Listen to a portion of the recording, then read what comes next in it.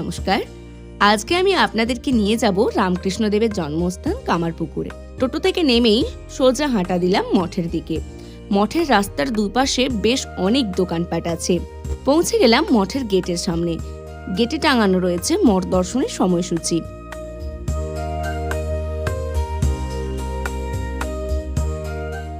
মঠের ভেতরের ওই আম গাছটি স্বয়ং রামকৃষ্ণদেব রোপণ করেছিলেন।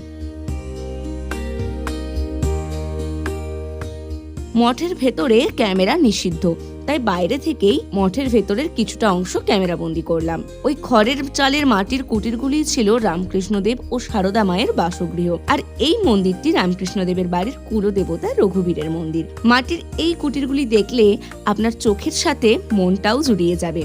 এখন আমি যাচ্ছি মঠের ঠিক উল্টো দিকে অবস্থিত হালদার পুকুরে। আসুন আপনারাও আমার সাথে দর্শন করুন সেই পুণ্যভূমি।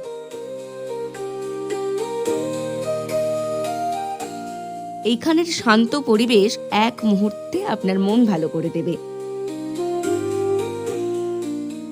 এখানে রামকৃষ্ণদেব ছোটবেলায় সাঁতার কাটতেন, আর তারপরে বিবাহ হয়ে আসার পরে সারদা দেবী এখানে স্নান টান করতে আসতেন।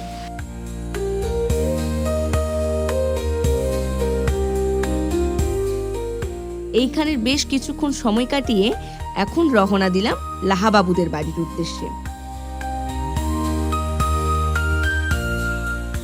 লাহাবাবুদের বাড়ির উদ্দেশ্যে যাওয়ার পথেই কিনলাম আইসক্রিম। হ্যাঁ, যেটা বলছিলাম, মঠের একদম পাশ দিয়ে এগিয়েই পৌঁছে গেলাম লাহাপাড়ায়। চোখে পড়লো একটি দর্শনীয় স্থানের তালিকা।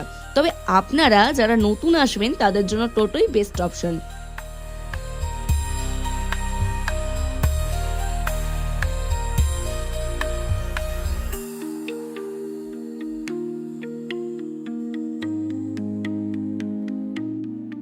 এখানে পৌঁছেই দেখলাম গদাধরের ছোটবেলা সুন্দর মাটির মূর্তি করে রাখা আছে।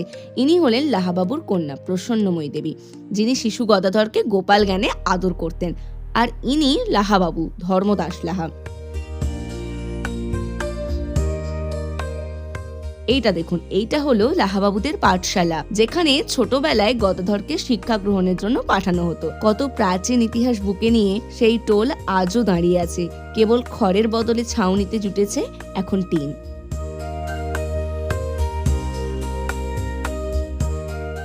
তখন টোল সহ কামারপুকুরটি কেমন ছিল তার ছবি টোলের চারপাশে রাখা আছে।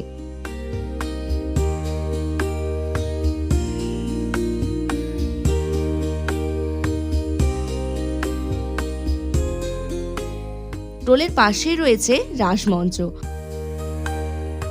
হঠাৎ এই রাধাকৃষ্ণের যুগল মূর্তিতে চোখ পড়লে আপনার চোখ বেশ কিছুক্ষণ আটকে থাকতে বাধ্য। এই রাসমঞ্চের পাশেই রয়েছে লাহাবাবুদের প্রতিষ্ঠিত গ্রাম্য দেবতা পার্বতীনাথের শিব মন্দির। এইসব ছাড়াও রয়েছে লাহাবাবুদের দুর্গা মণ্ডপ। এই দুর্গা প্রতিমার চোখ আঁকতেন স্বয়ং রামকৃষ্ণদেব। মণ্ডপের ভিতরে মা দুর্গার কাঠামো রয়েছে এখনো। আজও সমস্ত রীতি মেনে দুর্গাপূজা হয়। কোনো এক দুর্গাপুজোর সকালে আপনাদেরকে নিয়ে আসবো এই মণ্ডপে। এখন আমি দাঁড়িয়ে লাহাবাবুদের বিষ্ণু মন্দিরে। এই মন্দিরটির নিচে রয়েছে আন্ডারগ্রাউন্ড। তৎকালীন সময়ে যখন বর্গী আক্রমণ ঘটতো, তখন জমিদারেরা তাদের ধন সম্পত্তি নিয়ে আত্মগোপন করত মাটির তলায়। সেই সমস্ত ইতিহাসের সাক্ষী হয়ে দাঁড়িয়ে আছে এই মন্দিরটি। এই মন্দিরের গায়ের কাজগুলি দেখুন, টেরাকোটা শিল্প, আজও বেশ অক্ষত অবস্থায়।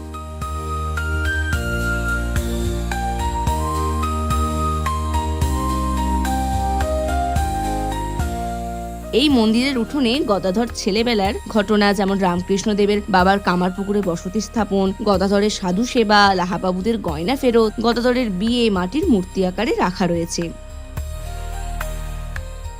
এই চত্বরে রয়েছে অনেক মন্দির। আসুন এখন একবার দেখে আসি গোপেশ্বর শিব মন্দির। দক্ষিণেশ্বরে যখন রামকৃষ্ণদেব মা কালীর ভাবনায় মা মা করে চিৎকার করত, লোকমুখে মা চিন্তামণি গদাধর পাগল হয়ে গেছে সেই খবর পেয়ে এই মন্দিরে হত্যা দিয়েছিলেন গদাধরের সুস্থতার কামনায়। এখন ঘুরে ঘুরে বেশ কিছু মন্দির দেখে নিই, চলুন। এই মন্দিরটি রামকৃষ্ণদেবের ভিক্ষা মা ধনী কামারিনীর প্রতিষ্ঠা করা ভবতারিণী মন্দির।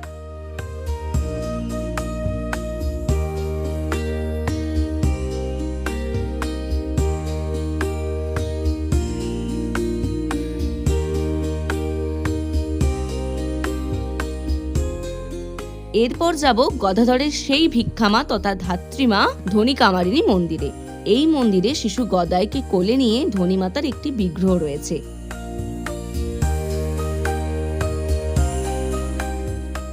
এইবার যাব আরো একটি বাড়ির দর্শনে।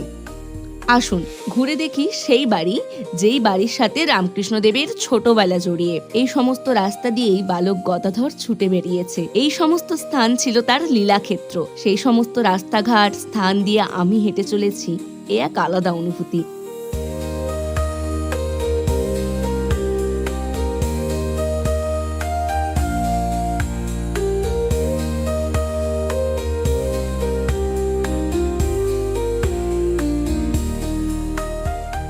এসে পৌঁছে গেলাম পাইনদের বাড়ি। এই পাইন বাড়িতে এককালে ধুমধাম করে শিবরাত্রি পালন হতো, আর হতো যাত্রাপালা। একবার শিবের ভূমিকায় অভিনয় করতে গিয়ে রামকৃষ্ণদেবের ভাব সমাধি হয়েছিল।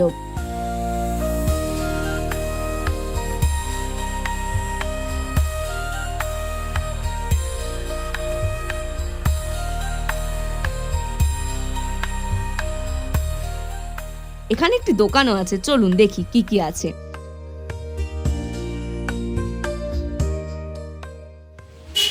কত করে এগুলো?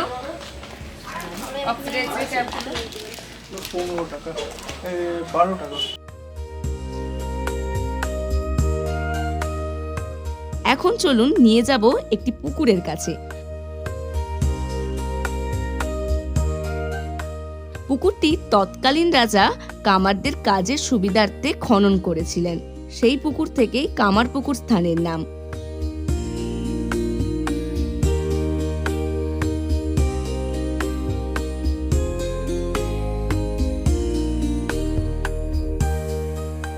এখন যাব সারদা মায়ের জন্মস্থান জয়রামবাটি। সেটা পরের ভিডিওতে নিয়ে যাব আপনাদেরকে।